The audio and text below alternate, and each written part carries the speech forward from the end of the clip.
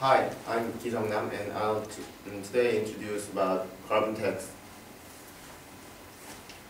First, I'll show you a short video clip.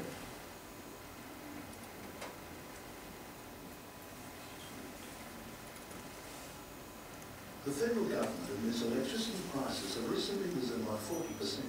Now independent sources show the world's biggest carbon tax will force prices up by as much as 20% extra next year alone.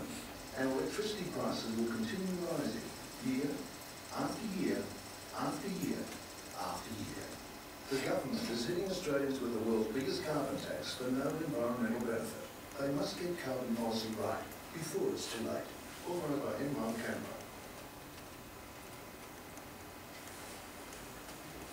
This is a TV advertisement in Australia, and in this video the speaker objects to carbon tax. Then, what is carbon tax and why the speaker object to this? First, carbon tax is simply a carbon pricing. It is an environmental tax levied on carbon contents of fuels. Carbon is present in every hydrocarbon fuel, such as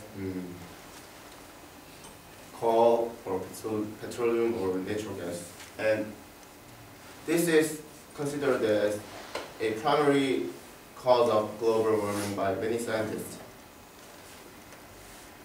So some countries have implemented carbon tax to reduce the emission level of fossil fuel,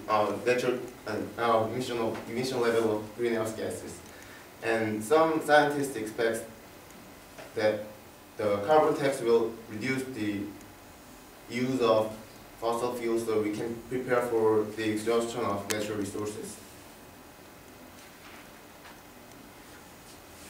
This map indicates the countries which are implementing or going to implement carbon tax.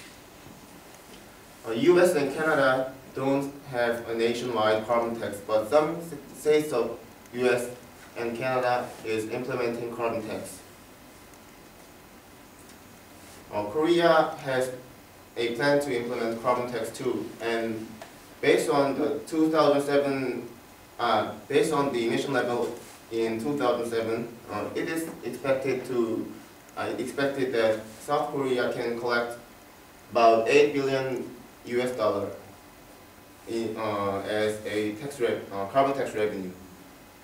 It's much more than average European country, much more than average European countries. And 20 countries are implementing or going to implement carbon tax, and these countries, the emission level of carbon tax has reduced it by 10%.